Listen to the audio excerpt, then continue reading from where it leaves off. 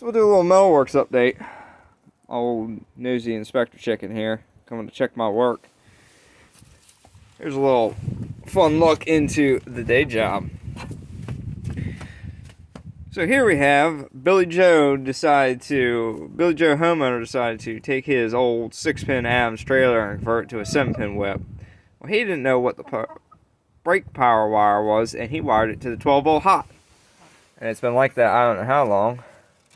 Look how nice and wrecked pads are on here. That poor magnet is done. I mean, completely toast. Oh yeah, carnage. Both sides look the same. So, looks like it's getting completely rebuilt.